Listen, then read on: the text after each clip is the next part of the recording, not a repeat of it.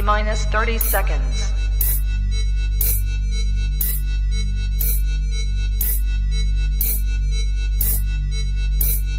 T-minus 20 seconds.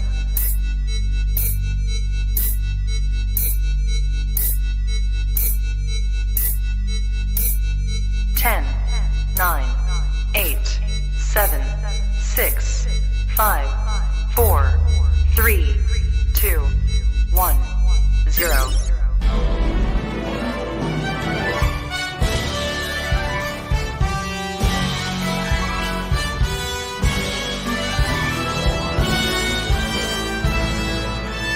It's your Manchester. Please welcome your hosts, Belinda Scandal and Brandon McCaffrey.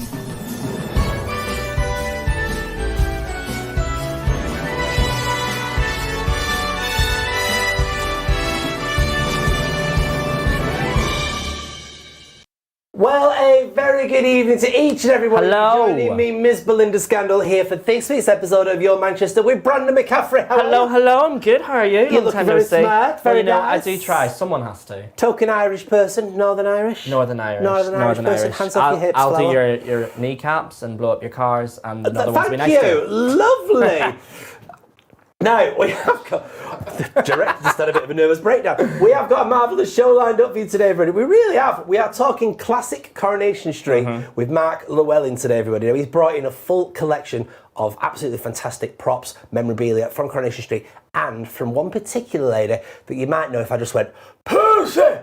You might know her by that. That's not my natural voice, by the way, because it's, yes. Anyway, who else have we got on the show tonight, Brandon? Well, we've got Emma Kenny, who is coming on to talk about the Harry and Meghan interview, which means I'm going to walk off now, just like Piers, because I really want to feel like it's You've been dying to do that. I've been dying to walk off from you for years. Kinky. As if that's not enough, we're also talking to the Lib Dem candidate for Metro Mayor. That's Mr. Simon Lepore. He's going to be with us a little bit later on to discuss exactly what he can do and why he thinks he should be lovely Metro Mayor of this great place known as Greater Manchester. It's so great, we have a name it greater. Well, exactly, and that's what it's all about. But also today, we've got Michelle. Michelle Eagleton is joining us right now, everybody. Good evening, Michelle. Whereabouts are you coming from, please? Hello. Hi, I am live from Wythenshaw at the Nightingale Centre for a very important reason. With me, I have got Annie Handbag. Say hello. Hello, how are you, darling? Absolutely fabulous. I am so excited, but I think Annie isn't. Tell the wonderful viewers why you might be feeling a little bit scared. Well, Annie's all right, but it's toner, because the hair is coming off and then the hair is coming off. Yeah, we're going to see Annie Handbag like we have never seen Annie Handbag before. Tony is going to be having all of his hair shaved off for a very important reason, to raise money for Prevent Breast Cancer, which I am very lucky to be an ambassador of. I'm very, very proud. So we're going to kickstart it. Are we okay to kickstart it? Here, go ahead. Let's go on ahead, honey. Oh my God. I'm so ready. You're so brave, Annie, so brave. Go on, take the hair off, Annie. Remove the hair. Okay, but what we want to do, guys, is we want to raise as much as we can this evening. So, and no times are hard, but we're going to tell you a bit more about the charity later on. They do amazing things. We have got not a masked singer, we have got a masked shaver in the house. Come on, Keith. And Keith is going to do the first cut. Where's he doing it? Where's he doing it? Right down the middle. Right down the middle. Go for it. Oh! There's no turning back now. It is happening here. It is live. It's for a great cause. We're going to have the crawler underneath about how you can get involved with the Just Giving site and donate this evening. Should we come back a bit later and see how Tony's getting on? Absolutely. Well done, Tony, by the way. Well done. Thank you. You're braver than some. You are braver than me. That's amazing. All right, then. So if you do want to donate to Tony taking his hair off tonight, all you need to do is go to the Just Giving page. That's Just Giving. So it's www.justgiving.com/, and this is the important bit, Annie gets your wig. Now, if you do all that, donate as much as you possibly can to this fantastic cause. And next week, we are speaking about another fantastic cause that's very close to my heart as well. In the meantime, everybody, sit back, relax. We've got one fantastic show lined up for you, only on Your Manchester. And it's now time to meet our very first guest. Well, it is coming back, everybody, and we are beyond excited to let you all know that, yes, indeed, the Manchester Pride Festival is coming back 2021, everybody, and we couldn't let this pass without celebrating this moment with the leader of the pack from Pride Manchester, everybody, the Welsh Festival. It's Mr. Mark Fletcher. Mark Fletcher, welcome, and how are you? Thank you. I'm well. I'm beaming this week, actually, off the back of the news last week. You got me in high spirits today. It is amazing news. So Pride last year was a little bit different. How was it for you being part of Pride 2020 with everything that went on? You know what? We were just really thrilled to be able to deliver something. It's so important that we have a celebration of LGBT plus life, whatever it looks like. And in 2020, when we weren't able to come together, the way in which we were able to pull together different events and a strand of events, at the 11th hour, in the short time space that we had, I'm incredibly proud of. And that's because we had a lot of support from stakeholders, from our headline sponsor as well. And our audience wanted it. You know, we look back at the stats and we had over 114,000 people that joined us across that weekend taking part in those events, either watching live or on any of the channels that we had. It was quite unique. We learned a lot of lessons from it, if I'm honest, some of which we carry forward to create a much more accessible festival. But it's nothing like having an in-person festival, and we all know and love the format that the festival normally has. And how are we going back to the older, more recognised format for 2021? The way in which we're presenting it this year is slightly different. You know, Manchester Pride Festival is much more than a party. It's much more than one celebration. It's much more than music acts. It's a celebration of LGBTQ plus life. So this year we're kind of taking a foot off the gas, taking a step back and presenting the different key strands of the festival. We have community, we have activism, equality, a party, arts and culture, and family and youth. And within each of those strands, there are a number of different events. Some that you'll know and love: the parade, the Gay Village Party, MCR Pride Live, and of course, the heart of the festival, the Candlelit Vigil. So we're planning a return to each of those events this year. How many different scenarios have you had to put in place to make sure there is definitely something happening for 2021? Many. You know, you asked me, Belinda, about 2020, how I felt about that celebration. 2020 was a year for survival. You know, Manchester Pride is a charity, and like many other organisations and charities, we had to fight for our survival, and we needed to really fight hard to make sure that we could support LGBT plus people in the way in which we all need to be supported, and ensuring that our initiatives were live and that we could have the celebration for 2021. When it comes to scenario planning, there was scenario after scenario after scenario. I can't tell you, my job is now chief scenario planner. I think that's what I should be referred to from now on, certainly for the rest of the year. I would have loved to be a fly on the wall as you've been planning all this over the last few months. That's a whole documentary series in itself, isn't it? Yes, it is. We have 3 clear plans at the moment that we want to exercise to make it simple for people so that everybody understands that there is a full in-person program of events that we're planning. If we're unable to do that, then our secondary option would see socially distanced events as part of the festival. And if we're unable to do that, then we'll revert to a digital and a broadcast celebration instead. What we're letting people know from day one, and we wanted to give people time and space to understand that we are coming back and see what the different elements were before we put tickets on sale to any of our events. So everybody can be fully understanding that if an event doesn't take place, your ticket will be refunded, or you can roll it forward to when the event can take place, so that everybody has that certainty. You have mentioned, of course, though, in some of your releases that there's going to be a reduced capacity for a lot of the events. So how is that going to look? I'm guessing that won't mean that it's going to be such a large scale as in Mayfield then this year, will it not? So what happened off the back of the introduction of Manchester Pride Live at Mayfield, we do an audience survey after the end of the festival each year. And the large amount of feedback was coming in was saying that people felt there was too many people at that event and they would prefer to be less people there. So we took that on board. We listened to everything that comes in from our survey. So before we'd even got to the pandemic, we were planning on reducing the capacity for that event. Now, because of the measures that we have to put in place or provisionally put in place, it means that we have to plan for a smaller capacity so that we can ensure the safety of our audience, and for any additional procedures that may be put into place, that there's space for us to be able to deliver that as well. all within within tight confines of a city centre. And that's only relating to MCR Pride Live. So we're really holding out and planning for the Gay Village Party to be as wonderful as it was in 2019, which was epic, in my opinion. Of course, the main feeling of the end of Pride, the beginning of Pride, is we all look forward to that vigil. That's still going to retain itself, hopefully, fingers crossed, in Sackville Park.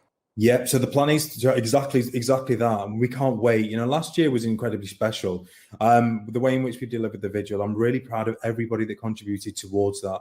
We had some new producers working on it alongside a wonderful Kate O'Donnell. We had Nathaniel Hall working on it with us as well last year, and it was truly special. We want to be able to bring that back to Sackville Park, Sackville Gardens this year, so that people can experience it as it was always intended.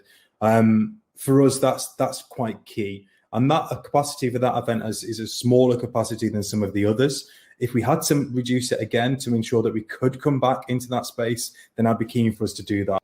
So basically, to wrap it all up, Pride's going to be fabulous. It's going to be fantastic. It's going to be something we recognise. And more importantly, you as organisers are going to retain the heart for which it's known.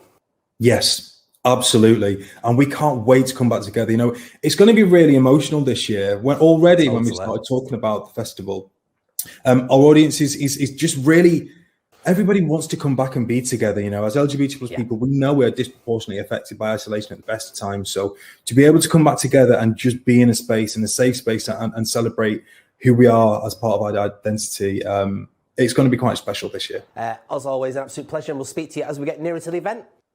Thank you for chatting to me and inviting me along. It's been lovely to see you. Been in isolation for far too long. Far too long. Take care, Mark. I'll speak to you soon.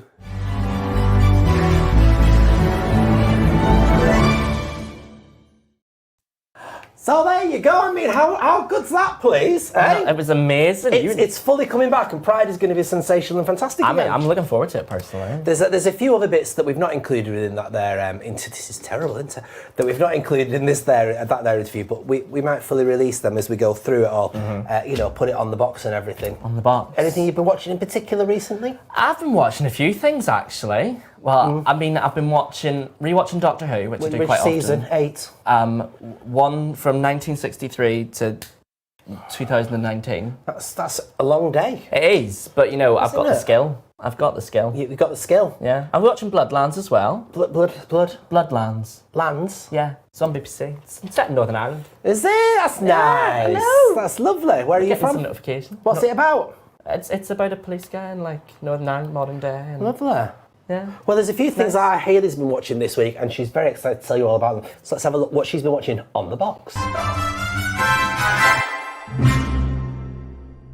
Hi, I'm Hayley and welcome to this week's On The Box. How's everyone doing? What have you been watching? Now, one of the things I've been really excited about is a series called Bold Type, and it is on Netflix. I think there's 4 or 5 series currently. It's about a group of women who work for a magazine in New York, and a magazine which lifts women up. And the show also lifts women as well. And it's wonderful to see a show of this type actually showing female characters lifting each other rather than backstabbing each other, because very often shows like this in the past have shown nasty sides really to women, and most of the women I know lift each other up, and that is what strong women do.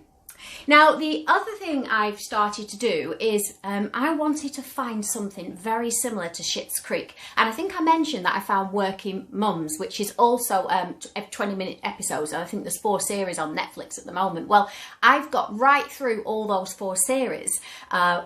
Series 5 is currently showing in Canada. Once it's shown there, it will hit Netflix, and that will be in a few months. But up until then, I've been really looking for more series which have just 20-minute episodes, and they're quite light-hearted. One of them I found was called Community, and that's about a man who faked his law degree and he ends up being exposed and going back to college.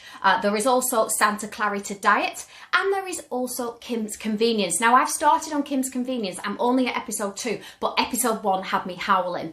And I think, light-hearted, just cosy TV for 20 minutes before bed is just perfect. The film I'd like to recommend is called Harriet. I don't know if you know how extraordinary this is, but you have made it 100 miles to freedom all by yourself. Would you like to pick a new name to mark your freedom? Harriet Tubman. You are welcome here anytime. If I'm free, my family should be too. I made up my mind, I'm going back. And it is about the abolitionist Harriet Tubman, and that is showing on Sky at the moment. If you are a fan of Julie Walters like I am, she is currently being interviewed by Richard E. Grant on BBC iPlayer, so do catch up. That is a brilliant interview, and I love Richard E. Grant as well. Now that's it from me. I will see you next time. Take care. Remember, stronger together. Bye. Remember, stronger together. I love the fact I'm she's stronger constantly without you saying that. personally, but Jabba. I'm stronger without you personally, but All right then, everybody. It's time for our first live. Excuse me, I had a frog in my throat. It's better than a toad in your hole. Now, what we're going to do now is bring on our very first guest, and this is a gentleman called Simon Lepori. Now, he's a Lib Dem candidate for the Metro Mayor of course, of Greater Manchester and Manchester, I should say. He's been a key campaigner and organiser of Trafford Liberal Democrats over the past 5 years, and has advised councillors and campaigners across Greater Manchester. He's worked in. I'm reading this, by the way, everybody, because there's a lot to take in. He's worked in the health and social care sector for 17 years, and he was on the NHS frontline during the first wave of the COVID-19 pandemic. He now works for the Liberal Democrats, and he joins us now. Mr. Simon Lepori, hello. How are you? Hello. Hi, good evening. Hi. Welcome to the show. Great to see you. Great to see you too, and congratulations on becoming a candidate for the Metro Mayor. Yeah, no, it was all a bit unexpected in January. Our previous candidate had to stand down because he went into what we call a politically restricted job. And so I was asked, and I had a few members come talk to me and say, come on, Simon, step up, it's your time. So here I am. So for those that don't know, what does the Metro Mayor do? So the Metro Mayor has a wide-ranging portfolio covering police and crime commissioner, covering £6.3 billion of health and social care spending in Greater Manchester, transport, environment, waste collection, fire service. There's everything you can think of in Greater Manchester, the Metro Mayor has a part in. And what is your responsibilities then? What's your key points that you're hoping will make you stand out from your other two competitors, which of course one of them is Mr. Burnham? I know. And, you know, I have a bit of respect for Andy Burnham. You know, he's been around a long time. He's been in cabinet, in government, and he's obviously been an MP in Lee, and he's been our mayor for the past 4 years now. And there's some things he's done well, some things he hasn't. And I think the policing has been one of those things that he's not done that well. Our police force is in special measures at the moment. We've got 80,000 crimes that got lost off the books and didn't get investigated properly. How many of those were hate crimes? How many of those affected the LGBT community? I want to know, and I'm sure a lot of your viewers do too. This is something you're quite passionate about, isn't it? Yeah, the LGBT side, and of course the hate crimes side as well. Yeah. Why is it you're so passionate? Well, I'm a member of this community. I live in Stretford with my partner, and I'm 40 years old. I turned 40 on Sunday, but I lived through. Well done. Thank you. I lived through the 80s and the 90s with Section 28. So I am very aware of our equalities and our drive for recognition and our drive for support. And we should be demanding more of our Metro Mayor when he has so much control over health and social care and housing and policing. We should be demanding more. It's true. So what is it exactly you want to say to the viewers tonight to make them want to vote for you? Look, I'm saying to a lot of people, I wake up every day thinking of Greater Manchester. I love this city region. I love every part of it. You know, we need to be more inclusive. We need to protect our community. We need to look after our heritage in Greater Manchester. And the village is a key hub. but we also need to be supporting the LGBT community in all other 9 boroughs around Greater Manchester, not just in Manchester City itself. So supporting those Pride events, supporting those health awareness events, supporting those outreach events, making sure that mental health and support for young kids that are growing up and coming out, so they have the support they need to fully enjoy our community. And thank you very much. Well, you know, I've got to ask though, I mean, you're going against the larger 2 parties. Do you think this is possible? Do you think this is something you can do? Well, the one thing that we should always remember about the Metro Mayors is you have 2 votes. It's not first past the post. It's supplementary vote. So you have a first choice and you have a second choice. You know, if you don't want the Tories or you don't want Labour, but you don't really support them that well, then vote for me, first choice, and then vote for one of them, your second choice.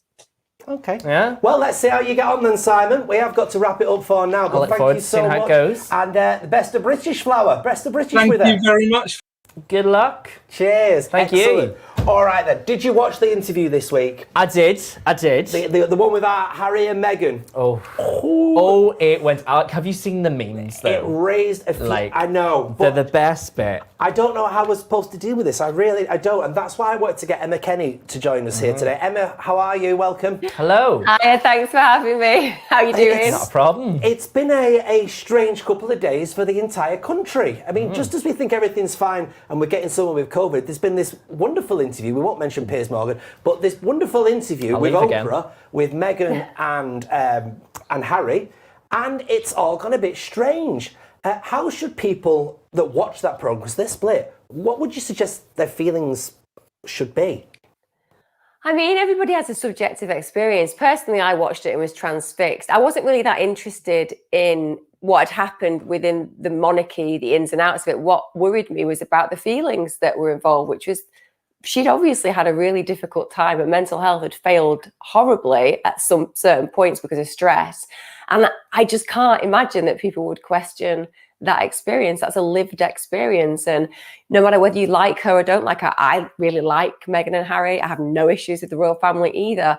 But this is a woman that had been pregnant, she'd given birth, she's pregnant again, and there just seems this vitriol. And I don't think it's healthy for anyone. I don't think she was there either to justify her mental health to the world. I think she was there to explain to people who do love them why they made the decision that was very difficult to leave. And I think we should respect that and accept that no one has a right to say who deals with their mental health in one way versus another, right or wrong. It's all about the fact that at some point in your life, you'll go through a period where you struggle. And sometimes you might have all the luxuries in the world and it will not matter. This is why celebrities kill themselves. It's not because mental health has this option to just affect people who are in certainly dire situations. It can affect you at any time, in any place, no matter how the bank balance looks. So I would say for most people, at a time when there's so much division, why don't we just try to find some unity and accept that it's all right to not connect necessarily with people, but let's just be nice about them anyway. It doesn't do us any harm. What about the body language between Harry and Meghan? Some are saying that he was being coerced. Another word that was used was he's being gaslighted I've seen that into one. doing this. As somebody who deals with mental health a lot, and of course I'm sure you notice people's body language, did anything come across on that made you think perhaps he was being gaslighted or is being coerced? What came across to me was two really authentic people. But one of the things you've got to think about, and you work in the media. So if you were Meghan and Harry, imagine the amount of loaded information that you have. And then imagine the relationship that he has in particular with the monarchy and his grandmother, who he massively respects. Every single word that you're going to start speaking is going to be thought out a little bit more than it would do if there was just natural flow. Like I'm saying now, because I'm aware that I shouldn't swear or I shouldn't say anything offensive, and correctly, that's the way it should be. But it means that I think a little bit more deeply, and that's what happens. So he wasn't coerced. I mean, this is a very intelligent young man who's now a father and has been brought up in a royal environment, which means it's had so many rituals and burdens added to it. And he also lost a mother at a very early age, and that's been incredibly painful. He's gone through family division. And with respect, I think we can all agree, can't we, that in life, certainly for me, I've met people who I definitely connect more with than members of my family. That does not mean that I don't like my family. It means that if, you got to choose, you might just choose a few different characters here and there. That's what relationships are like. You get to select your family. That's what your friends are like. You get to select them for a reason. You connect on a different level. Harry and Meghan connect on a different level. It may be hard for people to understand that when you could give up a life of apparent privilege, but actually it's the beauty of love. Love does not have the same viewpoint as capitalism. Love is something that will take an individual from one part of the world and transfer them to live with a tribe in another part of the world because of love. It doesn't necessarily make sense to other people, but it makes sense to the heart and to the individuals experiencing it. And that's what we should celebrate. And what about her comment where she said in the interview that she knew nothing about Harry? Is it possible that she could have gone through these 39 years of her life without knowing anything about Prince Harry? All I really knew about Prince Harry was that he was Diana's son and was definitely in the royal family. I did not think at that point that if I had that knowledge, it would make me seem like some Machiavellian character in the back of the stage, looking in and thinking, right, he's mine now, and I'm going to construct my career and become a Suits actress, and then we're going to get together. And then I'm going to really upset a couple of people who are heavily involved in the media and regret that experience. That's not what happens. She will have been completely breathtaken by him, because Harry isn't just a royal member of a family. He's actually a really interesting, funny man. He's kind, he's compassionate. I mean, my God, he's protective. And my God, he's emotionally cogent. And does that make me think that anybody who's got a brain as a female could be attracted to him if that's their sexuality? Yes, I think that most of us would say a charming, debonair human with loads of intellect, incredible compassion, massive protection around us, and also, might have a few million in the bank, isn't going to seem like a bad deal. And add to that a romanticized position, because Americans are not like the Brits. Americans celebrate and raise up. And that's not a criticism to the Brits. I'm a British person myself. We're all about humility. We're all about playing down. But for her, that story, it's written in the stars. That's the American dream, that anyone can come from humble beginnings and aspire to be incredible and amazing and successful. And in the UK, it's more like, okay, let's just calm that down a little bit. So there's a different culture. And I think what actually happened was not a collision just about the royal family, not just about race, because undoubtedly that's played into it horribly. But I think it was about vision. I think her vision and the American vision versus the British institution and the British vision, it's just not the same kind of bridge that can cross. And just finally, those people that are undoubtedly now sort of hating on Meghan and to some extent Harry, what would you say to them? I understand that you might not like them. I really do. And I understand that you might have those harbored feelings. But the truth is that they did leave the UK, whether you think rightly or wrongly, because they felt that nobody really liked them or wanted them. And that's just a negative system and energy to place in this world. I think there has been so much hate in the past few years and so much cancel culture. And that's where the worst things in our society live. If you cancel everything you don't like, you live in a monolithic society with no discussion. And if you don't grow from your experiences, you learn nothing. And if you don't learn by your mistakes or have an opportunity to, then no one wins, because everyone becomes too afraid to speak out. So for me, I would say, if you really want to make a change, be that change where you are more positive and giving to the world, because right now, my God, we need it. Excellent. Absolutely. Emma Kenny, thank you so much for joining us today. As always, great advice from our Emma Kenny there. Did you watch the interview? What do you reckon to our Meghan then? Right, do you know what? I think, because I completely agree with Emma, everyone's having a go at them, being angry. At the end of the day, these people don't know them. They don't know them on a personal level. You're having an opinion on someone you've never met. No. And you're cancelling these two people who were like, I'm in a toxic situation, I want to take myself out, and there is no judgment on that, and there shouldn't be. So I think I'm absolutely sure she did have her issues, and I'm sure there are people that say that, oh, I'm sure she's lying, but at the end of the day, you don't know what's going on inside someone's head. Well, this is it. None of us know the full story behind anything. Not and it's at all. not just a run-of-the-mill family either, is it? No, it's not. Probably one of the most spectacular. And No, that's me it's not the searching for a BBC word, version of the royal family. to I'll tell go. you that. Speaking of spectacular people, we're heading back now to Wythenshaw, and we are joining back up with Michelle Eagleton. And how have we got on, Michelle? How we doing? Oh, well, you know, Annie backed Go out. on, just one. No, Annie didn't. What? Has it happened? We're ready, aren't we? Are you ready? Yes. Studio. Drum roll. Go on. Oh, I like it though. It actually works. I'm not gonna lie. It actually works for you. It I really could doesn't audition for look. the witches roll down. Oh, you could now. You could be a Sinead O'Connor impersonator now. No, I could. Because If anybody nothing is compares just- to you. If anybody's just switched on, how very dare they, because they've missed a fabulous programme. But we've got Annie here, aka Tony Joyce.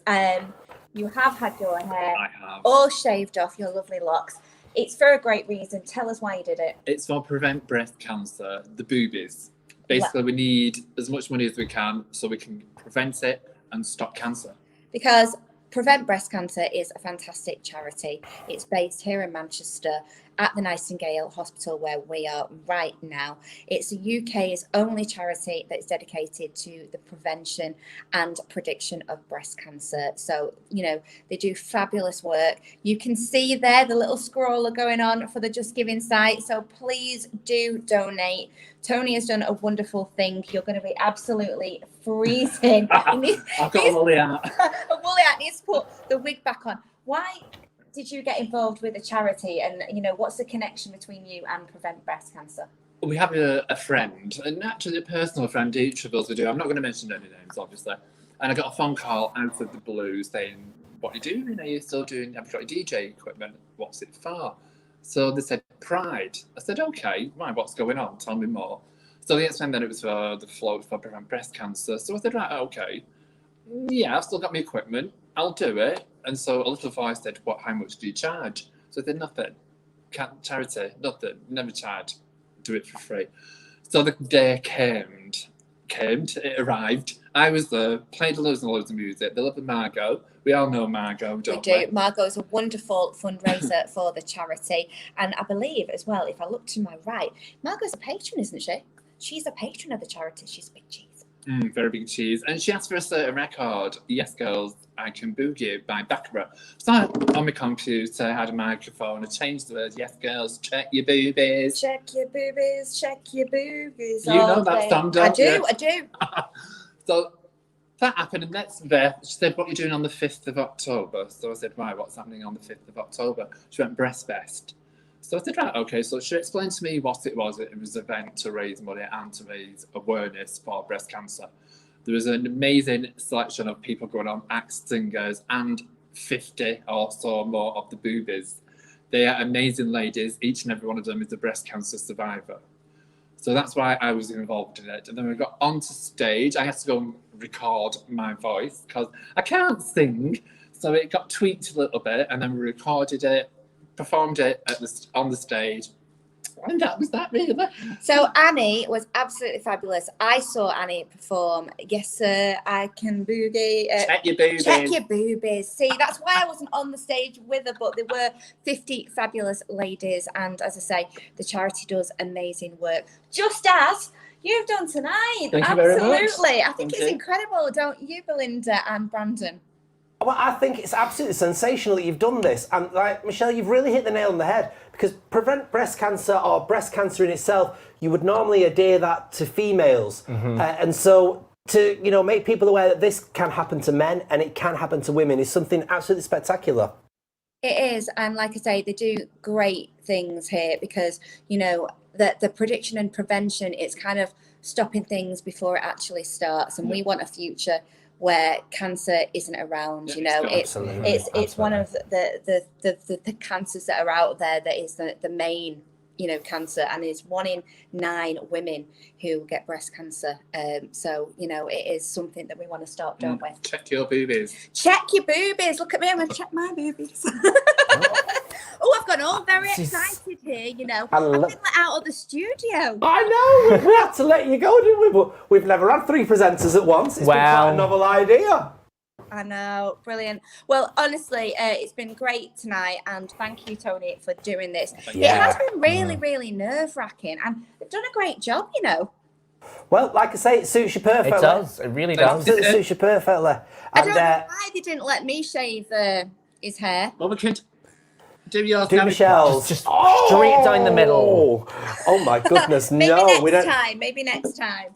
I did say, viewers, just before we went on air, I said whatever Annie had raised, I would double it if Michelle did hers, and we will be working on that by the end of the year, everybody. It's for a great I'll do cause. pretty much anything for this charity. You couldn't cope without Michelle and her bob. Couldn't cope with it. So to the get point. donating, guys. You know it makes sense, all right? Absolutely. That's www.justgiving.com/Annie Get Your Wig. Have you got a target that you're aiming to raise a certain amount of? £1,000, fingers crossed. We were up to about £300 before we came on air, up to now. Well, fingers crossed. If you're watching, feel free to donate and get us to that £1,000 quicker. Michelle and Annie, aka our Tony, absolute pleasure to see you both. And Michelle, I'll see you right here next week. It's my in turn the now. studio. Yes, in the studio. Thank you very much. Take care. Bye. All the way from Wythenshaw there. No. Right there. Wah, wah, wah, wah, wah, wah. Can I be the cat and I'll go along the thing? Yeah, Great. you strike me as a cat. Now, we're going to be speaking to a gentleman that we met a few months ago. Actually, a long time ago. A good few months ago. A good few. Yeah, and he's called Mark Llewellyn now. He is what I call the Corrie aficionado. Oh. What he doesn't know about Coronation Street... Ain't worth knowing. Ain't worth knowing. Ain't worth Thanks knowing. for saying that. Not a well done problem. indeed. Okay. And we are joined by a plethora of wonderfulness. So let's meet Mark. Mark, welcome back to the show. Thank you very much. I did just say, and I am going to say, I probably shouldn't say it, but this is amazing. It's my porn. Oh It's my my God. porn. I'm going to read the It books is. of Coronation Street when I go home. I think, are they canon? They're actually sticking to the story, right? I can fit them in. This is in between episodes 362 and 654. Absolutely. Fantastic. Absolutely. I'm going to work out. Because dotted round the studio, you'll notice there is one very prominent lady, and that, if I just move that way, lady over there, and then on his camera over here, we've got Pat Phoenix. Now, this was the lady, back to us over here, who played Elsie Tanner in the programme, and you've just delicately unveiled this honestly, legend, everybody, legend, but that's not all you've brought. No. Now, we're going to be talking about a particular icon of Coronation Street in just a few minutes' time. Yeah. First of all, let's have a look at this collection. We have to say this is classic Coronation Street. Oh, it is. This is the OG. So, yeah, so I brought in a few bits and bobs from my collection. Some early merchandise. Yes. This is the set of, where are we? There, yeah. Go on, lift it up a little bit. Yeah. How's that? There we go. Cool. And in there, we've got the glasses. So we've got them all there. Yeah, we've got Ina, Minnie and Martha, who were the three old ladies. Yeah. And Martha was killed off in 1964. Yes. A young producer called Tim Aspinall came in, and he took the decision really to make his mark, which was to kill her off. The cast were furious. Why did he want to kill her off? What was his point? Publicity, ratings. As simple as that. Yeah, and the cast knew from that point that any of them could be killed off, their careers ended, just to get ratings on one evening. And in the episode where she died, Ken Barlow's dad, who had also been axed in this cull, he won the football pools, and he was moving to Wilmslow, which is where you move when you win the football pools. And even today. Expect to move to Spain. I'll have you. So there was a party in the Rovers, and as I always say, when the piano's playing in the Rovers, death is about to strike. And she goes into the snug and collapses at the table, and then Fairclough had to go through and pronounce her dead. And when they filmed the episode, the cast had petitioned the Bernstein brothers, who owned Granada, to kind of chop the ending off the episode before it was aired and spare her. But they never replied, and he left a huge long gap. In fact, you can watch it on YouTube. There's this gap because he hoped that she would be saved. So that's them. Then we've got Uncle Albert Tatlock. Yes. And Jack and Annie Walker, the wonderful Doris Speed. And how do you get your hands on something like this then, Mark? I can't reveal such things. Okay. Because the police might be interested. But the dark web is a very scary place. It just goes to show how popular Coronation. I mean, it's wonderful now, but I mean, back then, back in the 60s and the 70s, they were like film star style celebrities, weren't they? Well, they were, and of course, you didn't. Unlike today, you didn't see them in any other TV shows, and that Granada strictly controlled everything that they did. So it was, a huge thing if you saw any of these people switching on the Blackpool illuminations or whatever they were doing. So so you could have your set of glasses. Then you had jigsaw puzzles. So there's your favourite Pat. Yes. In the middle, Pat Pilkington, as she was really called, of course. Yeah. And there she is at Lens Yard. But you had a set of 4. So you've got the old ladies, you've got Ina and Elsie in a standoff, which is entitled Ina at Bay, because they always had their big blazing rows, of course. And Florrie's Corner Shop. Florrie Lindley. So you could have your set of 4 there. The mug, the very first mug. Very first mug? Yes, 22 karat gold.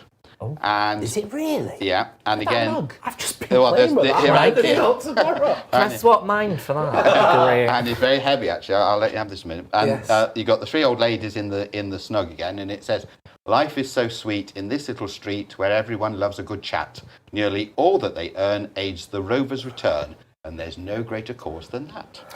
There you are, but that's quite heavy. Oh God, it is, isn't it? 24 carat. Down the pawn shop later on. And it says Prince William wear. Yes. England. Which fits in with your theme tonight. Yes. So that was the first mug. Then they went into books. So you had a set of novels. There was loads of merchandise. Oh, yeah, absolutely. Because you don't get much of it these days, do you? Hardly anything. And in fact, for the 60th, you've got your I got my mug cup off my mother-in-law. But they cancelled. Is it in? There we go. You got it. There we go. That's off the mother-in-law. There you are. So they cancelled a lot of the merchandise for the 60th this year. So you can do that. This is one of my favourites. I love this. Yes. And this is it was a pull-out 1968 from Woman magazine. Yeah. Still one of my favourite reads. And there's Ina. And inside, you've got all the knitting patterns to look like your favourite stars. So no.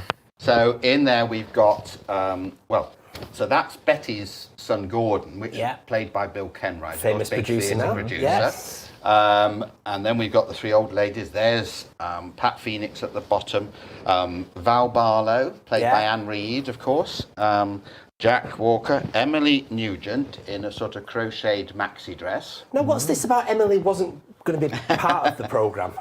Well, okay, so every time a new producer comes in, even today, obviously a lot of the actors worry that they may be axed. It's the chop. Absolutely. And in 1968, Granada took the decision to finish the street. That was going to be the end of it. Wow. ATV in Birmingham had started a new soap, which had the catchy title of Market at Honey Lane. I thought you were going to say Crossroads. No, not Crossroads yet. And so they decided that the street was now a bit old-fashioned, and it was also getting too expensive to produce. And up until 68, they always filmed inside. So the houses were made of wooden canvas and the cobbles were painted on the floor. Yeah, and they had to step up to pretend they were going to cobbles. Exactly. And the houses were only about 6 foot wide and so on. So they decided it had come to its end. So the actors were given notice that they were going. And then they decided this ATV soap opera wasn't very good, wasn't popular. Yeah. So they decided to give it a go. So this is the actual documents produced 18th of October 67, and this was for the producer at the time, and it goes through and all the characters, all the sets, people that they might bring back. And it's got handwritten bits in it as well. Oh, it has little notes as you go along. Yeah, absolutely. And I'll tell you where I got this, because I found this on eBay for £5. For £5? Some years ago, I did. I need to be getting on this eBay. You can get yourself that mug for £5. Some years ago, yeah, I did. And I sent it off to the producer on here, who is now passed away, and he authenticated it for me. Oh, amazing. So amongst the suggestions in here was that Emily was too boring. Yeah. So there's a storyline in here of her losing her virginity, becoming pregnant with a one-night stand to a blind Hungarian violinist. Oh my God. They did actually bring that character in. She just didn't get pregnant by him. And they decided to bring back Pat Phoenix. So Elsie Tanner had married Steve Tanner. Pat Phoenix, everybody. Pat didn't want to change the name of Elsie Tanner's character, so insisted that the man that they marry her off to had to have the surname Tanner. So that's why Elsie Tanner married Steve Tanner, because So she that wouldn't wasn't change. anything to do with her original Tanner then? Well, she just, because she knew the public knew her as Elsie Tanner, she said, if you're marrying me off, there's absolutely no way I'm changing the name. Amazing. So that's why She's she a strong, married independent woman who Steve won't change Tanner. for no man. So in this, so she married him and they'd moved away to Warrington, and in this they decide to bring her back, and that led to her coming back.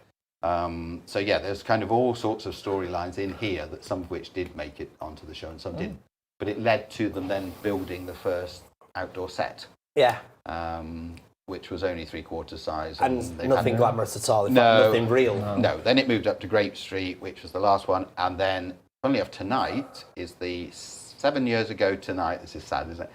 The first episode completely filmed at Salford Quays went out tonight. Yeah. Oh, wow. Now, there is one lady that is sadly no longer in the programme, and she was an absolute legend. We've got a VT of this particular lady. Her name was Jill Summers. You've gone past it. Let's have a look at this woman here. This is Jill Summers.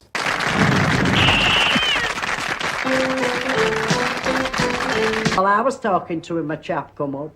He says, hey, what time's next train to Manchester?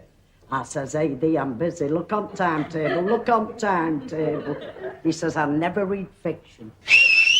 I'm coming! Leaning on me porteress strolling, working with true British enterprise, gazing at the stream of human folly. I could open your eyes. Folks who come to ask me silly questions get damn silly answers for replies. Although I have considered some suggestions, I could open your eyes. Oh, how's your father? I could open your eyes. Ta-da, look.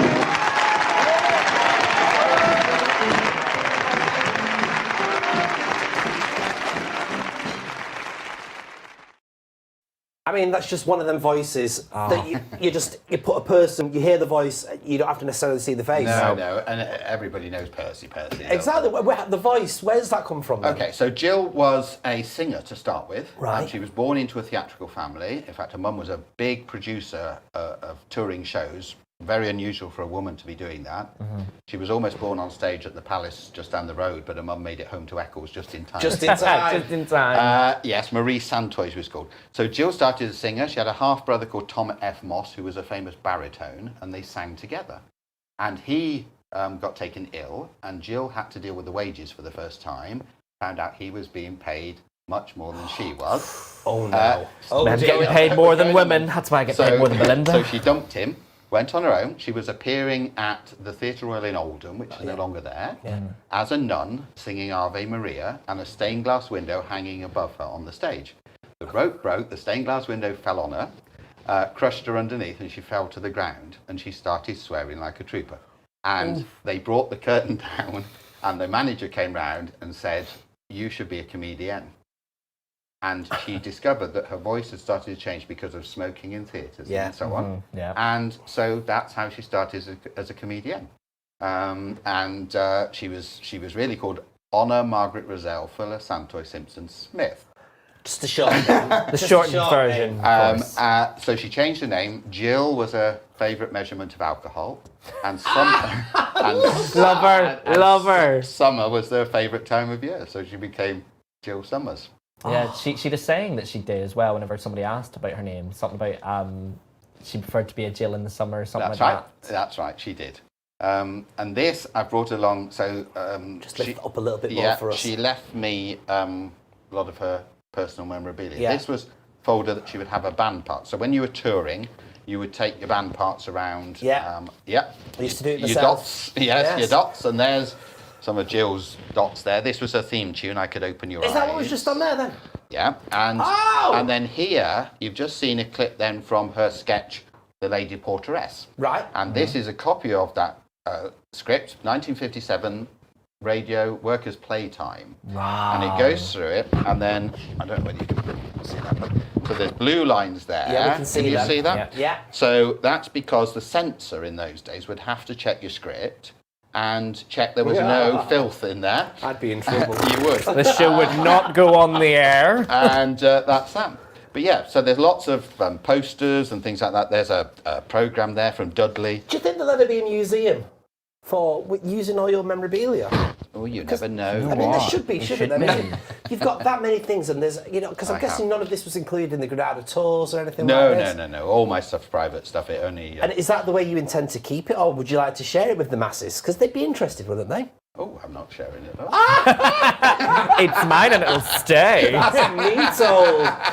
Of course, Coronation Street's always had its trams. Yes. And you've actually got the script from. Yes. Is I this brought the you tram in episode? This is the tram, the live episode. Yes. Tram I think Crash this is the episode I remember the most Is from it? growing up. Was 'cause Okay. it was just such a moment on TV to see this tram come flying in and kill everyone. I was just like, how'd you do that? Well, this is 10 years ago, so it was probably on about your third birthday. And yes, that's right. It was on my third birthday. Yes. So yes, this is the script. It's an hour long, and you get the print on one side there. These are called the side scripts because they'd be clipped to the camera. Right. For them.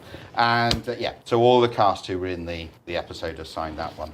But it's like a phone book, isn't it? So if you imagine 3 or 4 of those in your pigeonhole on a Tuesday, It's not good, and then let's you've have got to a go look. through and work out how many lines you've got. Right, okay. This is why I could never Going learn through your lines. highlighter again and again, and then you read your diary and you go, whoa, here. You told me this. Exactly. Scene 17, interior of the cabin, stage scene? 2, I'm guessing that is. Yeah. Night 2142, studio Rita. No script, and it says in the wreckage of the cabin, Rita dozes, could be unconscious. Dozes, yeah. Could be unconscious. Could be dead for all we know, and since no one's searching for her, she's likely to stay that way for a very long time. She was crushed by boxes of sweets. Box of bonbons. She was. Bonbons, I should say. She was. I mean, that's quite amazing. And of course, speaking about Rita, which is clever that I mentioned. Very good segue there. Good at this. She had an album out. She was a very famous singer, wasn't she? Yes, she was. So there she is under her name at the time, Barbara Mullaney. Yeah. And she had an album out here, and she sung 1 or 2 of these songs on the show, Embraceable You and things like that. The odd thing is, because it was a private venture, they would not let her do the album photo shoot on the set. So this is actually Coronation Street down in Salford. It's literal Coronation Street. It certainly is. But yes, she toured. She did Canada and things like that. When they did a special aboard the QE2, which I was there for. Oh, well. And she sang Embraceable You in that. A little bit there. There's a scene where she and Alec Gilroy are on the back of the QE2 and fireworks going off. They couldn't film fireworks at sea because it would be seen as a distress signal. So that bit was shot in a field in Knutsford. It's all glamour, you know. It's so glamorous. Let's move on to that framed piece of work that you've got there. Yeah. So this used to... there you go. This used to hang in the Rover's Return. So the Licensed Victuallers Association made Bet and Alec Gilroy members. So this is the certificate that was given to Bet and Alec, and this used to hang behind the Rovers bar all the time that they were both in the show. And it was a gift from them to me. And you are, of course, very close friends with our Julie. Oh, yes, with Julie. Since you were on the programme last time, we did get kind of inundated with people wondering, how is she, what's she up to? She's very well. Yeah? What's she doing these days? Well, what time is it? She might be in bed by now. She is, she's retired now, but she lives on a farm, so she's enjoying life there. She's lived in Rochdale all her life, or in Haywood in Rochdale. Yeah. She lives just along the road, really, from where she was brought up. And she's doing great. Let's go on to this, because this is very, very heavy. She's been living for this. It's very, very heavy. Now, this to me is the epiphany of what film Smoke and Mirrors is, really, isn't it? Yeah. So yes, that is the weapon. Yes. That Tracy did an exotic dance. Yes, I she don't know did, if yeah. you want to do that or not, but whether we're ready. Give it a shot. Go on, give us a shot. Go on. And Tracy then hit Charlie Stubbs, Charlie the Builder, over the head with it. You can hit Brandon if you want. Don't react. You're the actor. Come on. Sorry. I'm going to stand up. Standing up for this. Are you ready? Going for it. La la la la. Yeah, like Tales of the Unexpected. Oh, and then she reached over, didn't she? So she was did. dancing like that, if I remember. And then she reached over and she went, bang. boom, right in your head like that. And there's She's wanted to do that since the start of the show. There's often an in-joke in Coronation Street, in the Yeah. music that plays in the background, in some of the props. So, of course, she had to kill him with a statue of mother and child, happy families. There was because she was pretending that he was abusing her, so that. Now, did that hurt you? Do you know what? It didn't, but you definitely felt try it. harder then. I've had that said before. It's rather amazing. I mean, you might be able to see, audience, I don't know if you can, but this is, I suppose you'd call it the stunt prop, I suppose. Yeah, so they'd have the real thing on the set for ages, and then it was swapped with the rubber one. Because this is rubber, everybody. It's bendy, it's squidgy. I won't do too much to it because it's classic stuff. But I mean, it wouldn't hurt. No. If you got hit with it. If you hit it hard enough, I'd say. Let's Well, you try can again. see where the paint's come off, where she's really Did we gone. get that, Mr. Director? One more time, please. There you go. Do you want to have a go at me? You can have Do you one know go what? at me. Here we go. Go on. Oh.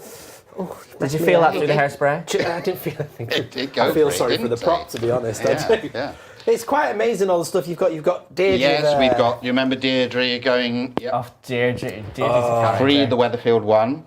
Annie was a fantastic actress for the show because she, as you know, on television, you're acting from there to there. Yes. And Annie could do all the emotion in just that, and the neck would go, wouldn't it? aye. And she could sell that. So she was fantastic on the street. I love the fact all these really wonderful props on the sides of our table just getting launched on the floor. Bye. I like it. We've got time for Betty Driver. Betty Driver. Who was another friend. So Betty was a wonderful singer as well, and had worked with the Henry Hall Orchestra in the war, and she'd done films and all the rest of it. And she retired from show business. She had a terrible marriage. It was awful. She had a terrible relationship with her mother, and she decided to pack it all in, and she retired with her sister Frida to run a pub. That's right. And and they got a call to say, would she be interested in going to Coronation Street? She said absolutely not. Producer came to the pub and said, if we make it you, so we'll call the character Betty, she'll work behind the bar, just come in for a few weeks and see how you get on.